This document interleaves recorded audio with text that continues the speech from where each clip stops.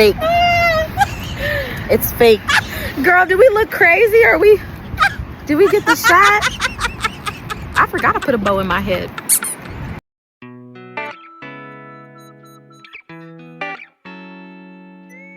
In this episode of the Creatively Gluten Free Podcast, I take you with me on my trip to Monroe, Louisiana, where I visit S1Ep3 with my Aunt Gail. Then, I'm joined by Joan for a lighthearted afternoon of gluten-free grocery games in pursuit of ingredients for my gluten-free buffalo chicken wrap. The episode wraps with a cooking segment and two crucial topics in food allergy sensitivity that touch very close to home for me and go into detail about the dangers of not taking allergy requests seriously. In this episode, I'm calling Monroe Butter Grocery Wraps and Wheat Tea.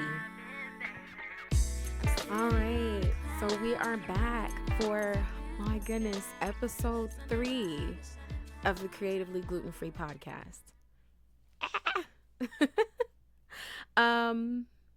Thank you for hanging in here with me. I really feel like this is so timely the more that I'm doing it, and so I'm really very excited. I want to take a moment to remind you all, if there are any questions you want to ask me, I promise you there's no question that's too dumb, there's no question that's too insensitive. The conversation needs to happen, and you're not going to know how to go about caring for someone in your life with severe food allergies until you start asking the tough questions, asking about our experiences, asking about things that are of interest and of safety to us. So please email me ladon2010@gmail.com and send me any questions that you feel like you have. I'm definitely just keen to answer anything, even if I have to research answers or bring on somebody else to respond to a question. This is the 3rd episode. I'm only going to do 3 more episodes for this season. So I've decided to only do 6 episodes per season. That's the best that I can manage. A lot of work goes into gathering content for this, and man, I tell you, work. So this episode is amazing. I ended up going to Monroe, Louisiana for a family reunion. And then while I was there, of course, anytime I travel, I look for anything that's gluten-free. And something that I look forward to doing is when I get into a new place is trying something that I found beforehand. And so the other part of it is when I do travel, exploring, right? When I get there, asking questions, finding other things to do, especially gluten-free things to do. And so S1Ep3 had a lot of good reviews, and as far as I know, it is the only food allergen bakery that's down there in Monroe. So I was very excited. They don't only do baked goods, but the bread that they use, they also offer sandwiches and breakfast items and brunch items, and it was just so much stuff there. So I was so excited, and I was very excited that my Aunt Gail decided to come. She's always down for the ride. Okay, my riding buddy. Like, it's good when you get to grow up and become adult friends with the people who raised you. Yes, definitely. So we're going to get into this next segment, and it's pretty self-explanatory, and I'm really digging this episode, and I hope that you all do. So let's get into it.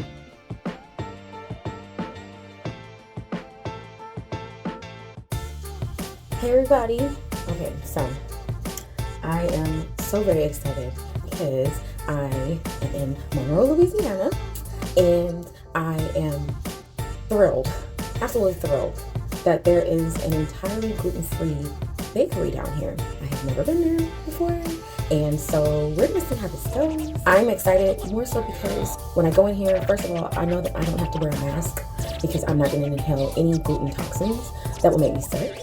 And I can only ask questions regarding flavor and not necessarily, can I have this or can I have this dry chocolate chip cookie that doesn't taste like anything but chocolate. So I'm excited about that. And I'm excited because my aunt is actually going to come with me. And so I am going to have somebody there that's going to bear witness to the exciting, I don't know, experience.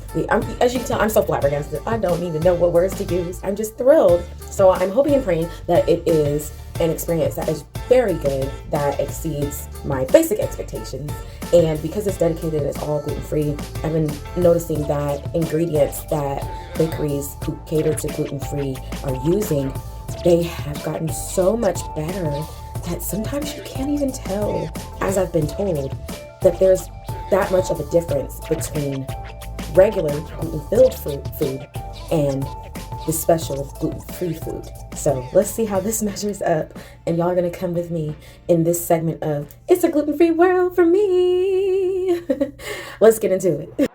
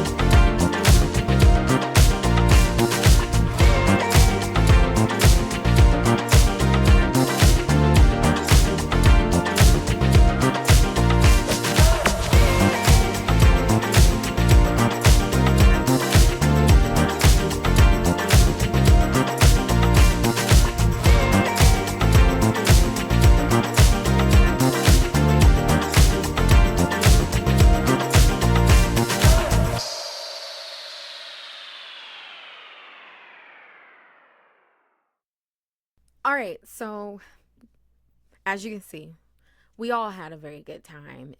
My mom was there, my dad also. He kept coming back to the table because he was very enthused about the funfetti confetti cookie that I let him try. So everybody was very enthused. So Butter A, keep doing your thing. It was such a pleasure. I will be coming back because it's only 3 hours away from where I live. Okay. So this next segment I'm calling Lifestyle of the Gluten and Free. It can be a variety of things in this segment, but it's more of a look into lifestyle, how we manage, how I do things, how like my experiences, not just food reviews. So in this segment, I invited my new cousin Joanne. She married my cousin Will. She's from the Philippines, and I mean, she creates content. You can go and follow her on TikTok at Ann Curvy. She also has a YouTube channel she's getting back into. She's so good at content creation. So of course I had to tag her in for something, and so I invited her to the grocery store with me so that we can get ingredients for my gluten-free buffalo wraps, which I'm actually going to cook for y'all in this episode. I know. So let's get into this segment of lifestyle of the gluten and free, and I hope y'all enjoy because Joanne is oodles of fun.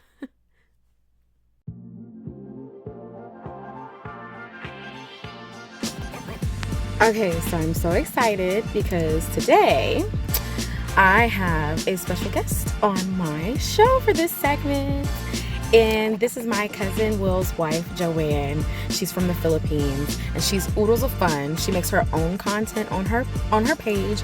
On TikTok, you can find her at Annie Curvy, and go run it up. I think she's getting back on her YouTube page as well, so I'll make sure I include all of that at the bottom. But I'm excited because she's also going to be my camera woman. I know you didn't know I was really serious when I said I'm hiring you, because she's really, really good. Like, she directs me. So I'm really excited. We're going grocery shopping for the things that I'm going to put into my gluten-free wrap. Yes, I'm cooking. All right, let's get to it.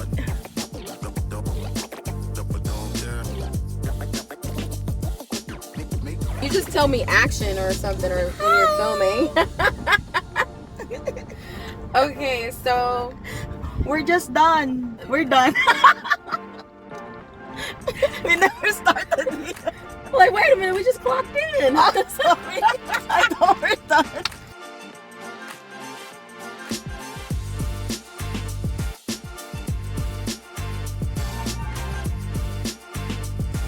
Where are we?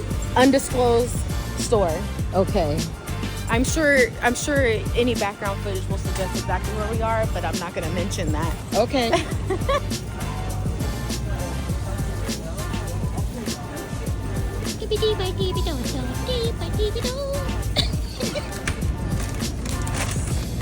Again? Okay. Look, I'm just living my life.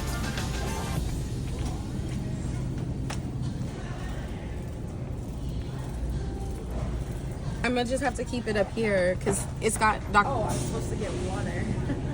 As I got older, I started having like problems with regular dairy if I eat too much. So when they started making A2 milk, I started drinking it. And Daddy's also lactose intolerant, and for some reason the A2 milk doesn't upset us. Okay. Yeah, but when I that's start to safe. drink regular milk and stuff, oh no, like. See. Sorry, there's stuff in my basket. So we're going to find the water.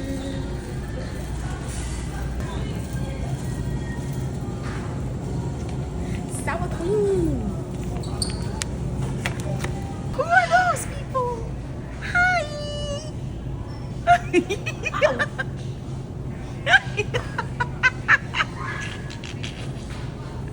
Hi. Doink doink doink doink doink doink doink doink doink doink doink. We're just doing. Oh. And so I don't necessarily have to get it. It's just I like it. Oops.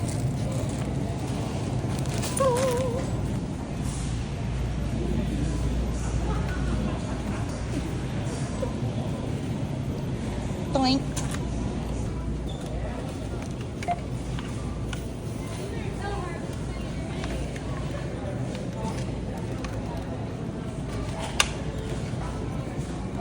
Technical difficulty. Okay. It's getting hot in here. Yes, take us all. Okay, I think I would say successful grocery trip, but I hope that I didn't forget anything. Oh, we forgot something. No, wait. We got lost, man. Sure. So now we have it's hot, sweating, trying not to hit other people's cars. Oh my God, your car is so big. Your ice cream is probably gonna be juice. Don't worry, I'll just drink it. Well, that's true. Okay, there you go. We are over here. If that gives you any indication how many rows, how many rows we went wrong. We were in north. I don't know. I don't know too. Look at the reason. Okay. All right. Okay. Oh my gosh. Where have you been? Huh? Where have you been? Where have you been? Oh, I'm more hungry now because and then that means I don't really want to talk.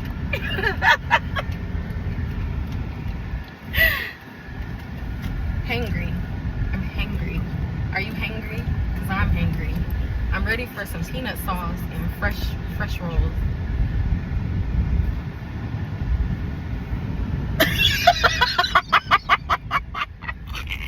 Train.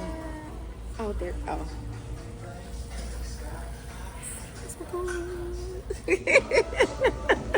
We are here in, I don't know. An undisclosed restaurant. I don't know where we at. After She kidnapped me. oh, you know what? That's not unlike me. I'll pick you up. It's crazy. It's a good thing we didn't start out early in the morning because yeah, I would have returned you back home right when we got off work. And he'd be like, "What did you do?" I kidnapped her for a minute. I did. She didn't know where she was. That's okay. I can't even say. Where did you go? I don't know.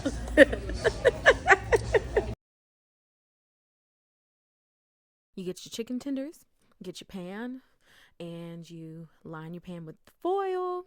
Yes, yes, yes. I throw them in there. Look at that, the seasoning. That's why these are my favorite ones. And I put a little cooking spray on there so they don't stick to the foil. You have your preheated oven and you stick them in there. And while they're cooking, get to business. I use 2 different types of buffalo sauce. One is buttery and one is regular.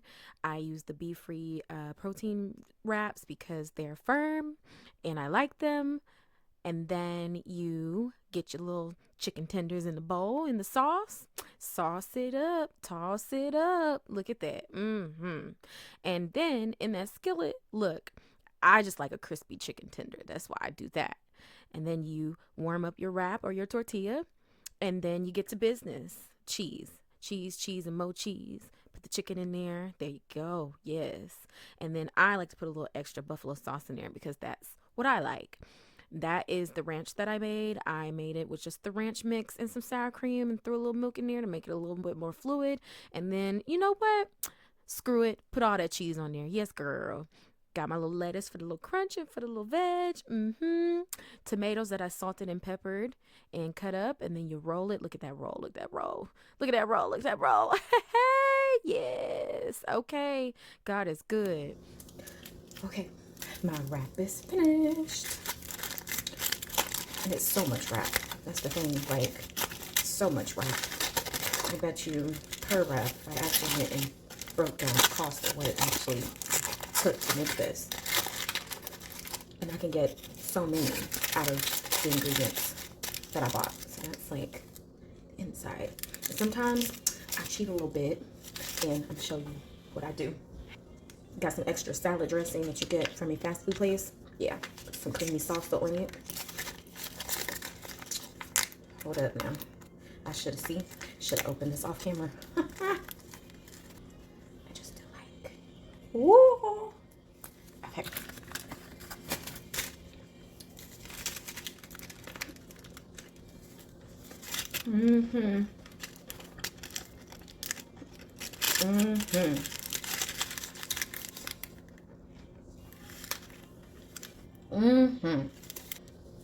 So good. Okay, let's get into the strawberry sweet tea. Wash my strawberries, brew the water, boil the water, have you. There we go. Steam in. And then you pour it. Yes, pour it over the tea bags. And then I cut the tops off my strawberries, and you can use whatever water you want to infuse the strawberries in all that good H2O. And then ideally you want to chill it overnight so that it gets a good infusion and it's chilled. And then it's time to get to making the actual tea. You take your tea bags. I squeeze mine. Don't judge me. I put the sugar in the hot tea so it dissolves easier. And then you take all that sweet goodness and pour it over into your strawberry water. And look at that. Refreshing summer beverage. Yes.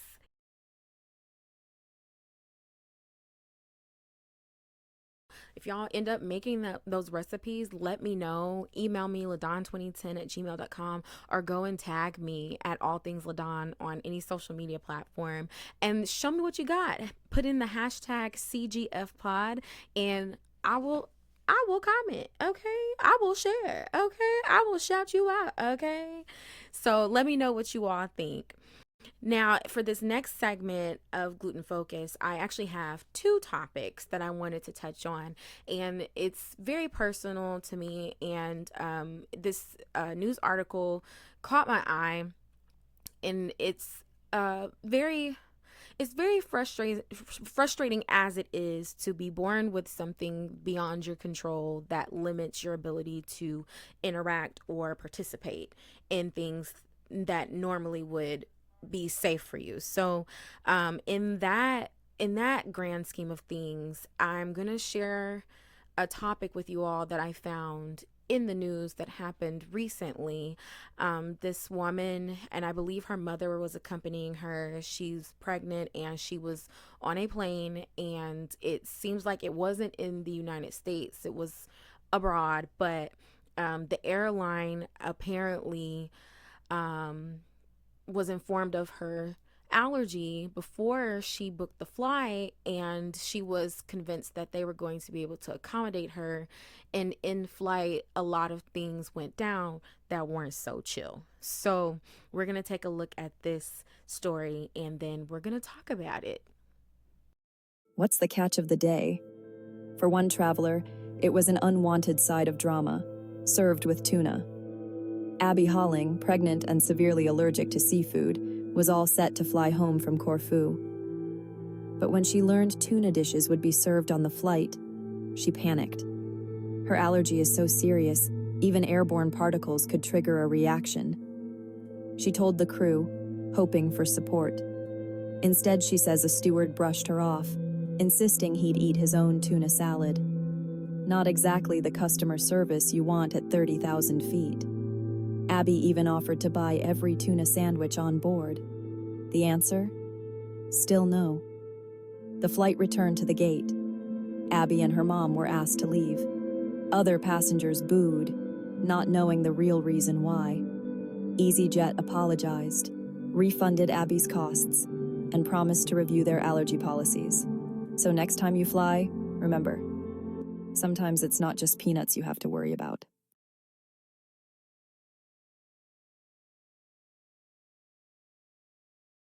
We are entitled legally to a meal break. So, as I said, I'm not going to have any customer dictate to me what I can and cannot eat.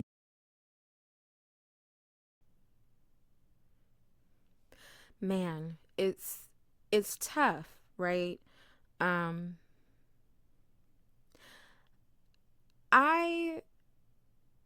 was fortunate enough to have a family that made a very dramatic big deal of my allergies. The most that I still experience today in terms of insensitivity is when I inform somebody that I have an allergy to gluten, and their immediate response is, well, you just can't eat anything, can you? And you got to suck that up, man. You got to have thick skin. And so it's a very unhelpful response. I got ripped a new one by somebody I used to work for, and she, I was telling her details about my allergies, and she looked me up and down and she was like, well, you don't look like you're missing any meals. And I was just like, wow, sometimes you don't want to be nice back. That's very real. I'm human. Sometimes you want to clap back, and I'm a rapper. So, the hip hop thing to do is like, what you say?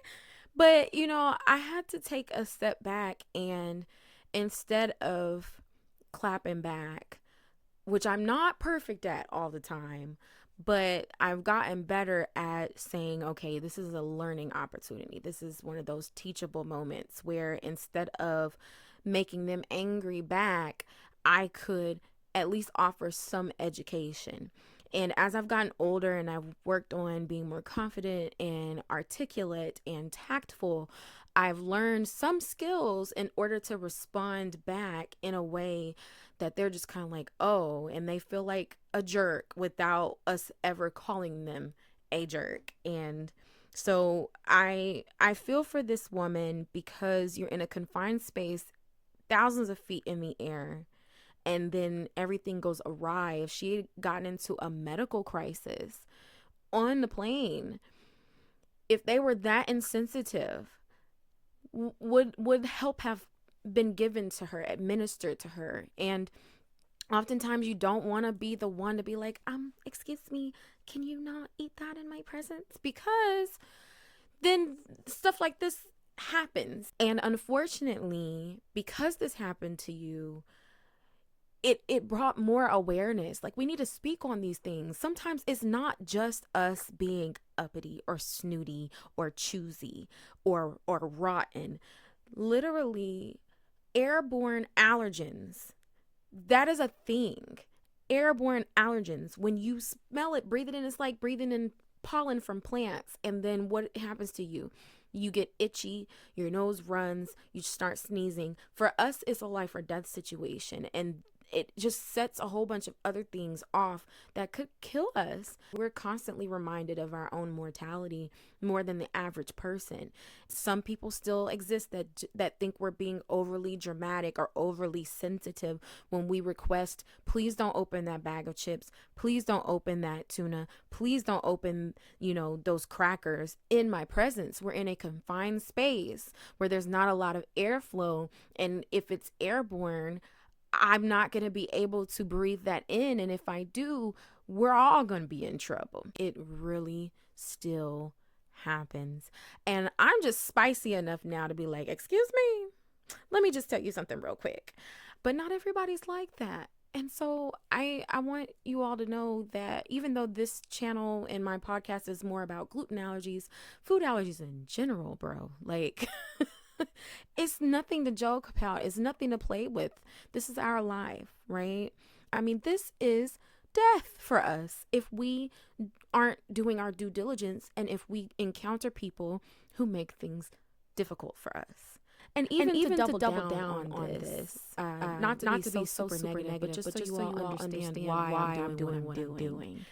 I go to the grocery store a lot to shop for myself.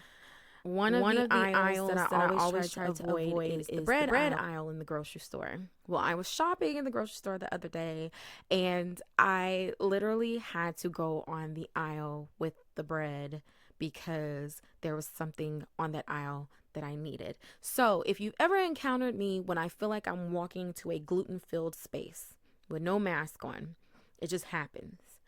I hold my breath. I don't think people realize what I'm doing. If I get quiet, I'm not responsive, I'm moving quickly because I literally and I'm moving quickly and I have to figure out how to do this and do this and do this and do this and do this and do this and do this and then move on and then I right? Or I do this weird thing. I don't even know if it helps, but it's just something my body does. And I kind of weirdly filter my breath, I guess. And so it becomes a thing. I don't know what I do. It's just and I had to do it earlier today actually because I was like, oh my gosh, I need to go look for some cake frosting. But they had the baking flour on the same aisle and those bags they bust open flowers everywhere all the time. And so I'm like okay, I'm moving quick and I was shuffling between two ladies and they're looking at me. I'm like I just get here and then I like skedaddled real quick because I was running out of breath. So when I was in the store the other day though, I came across something so interesting. And let me just show it for you first, and then I'll talk about it. How about that? Okay. Because it right. So let me just show you first. So we have wheat straw dishes, and doing my due diligence while they promote it as being safe because it uses the straw part of the wheat and so not the part that supposedly has the protein that makes me sick. It still is a risk, right? You just never really know how your body reacts to the allergen until you have a reaction. And I've had some weird experiences over the course of my life. Even like touching a gingerbread house, just to hand it, and it was wrapped in plastic, mind you. But because of all the dust and everything that was around at the time, I got a hive on my hand from where it touched my skin. And so it's just even some things that happen to me that I'm like, I don't know. All I know is this is what I interacted with, or this is where I was, and this was what was going on, and now I'm sick. And so these products made out of wheat straw, I definitely don't recommend you serving your gluten-free friends on these types of dishes. I just don't like I don't know. I don't know. It's very weird. I understand we're trying to be green focused, energy conservative, resource conservative, but we do have to be mindful. So if you are somebody who's trying to be more green in their life and you want to use recycled dishware in your home, bamboo is fine, just fine. Other alternatives, but the wheat straw, and it's crazy because that gives me something else to think about. Going to other people's houses or going to places. It's like, what is your dishware made out of? Like, I'm laughing, y'all. As you'll come to know me, I deal with grief and stress through laughter and comedy. I mean, because if I don't, it'll just drive me freaking nuts. So I'm laughing because yes, this is literally one more thing that I have to remember to ask about when I'm going to ingest food off of other people's plates. It's like, okay, on the list. Okay, what soy sauce did you use? What seasoning did you use? I can't have Worcestershire sauce unless the gluten-free version. This and this. Oh, and by the way, do you have these wheat straw dishes? Like, can you go in your kitchen and like get me different eatware because I can't eat off this. And by the way, you also gotta throw the food that's on my plate away or somebody else gotta eat this. Like, is your serveware gluten-free?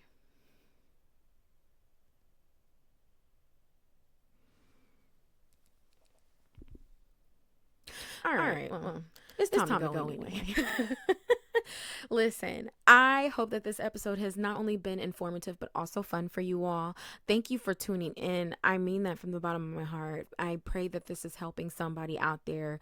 I was led to do this, and I believe that this is something that I'll do regardless. And so I thank you all for tuning in. Again, you can find this podcast on my YouTube channel, on Spotify, no longer on Apple Podcasts because Apple Podcasts made me pay, and nobody's going over there to listen to it anyway. So just to make it easier on myself, and since this is video as well, I'm just keeping it on YouTube and Spotify. But I also have a Patreon. You can search All Things LaDawn on Patreon, and I have split up my subscription tiers. So go and support me. You know, share, comment, engage. Thank you so much so far, and I'll see you all next week. It's your girl LaDawn signing out. Bye. Bye.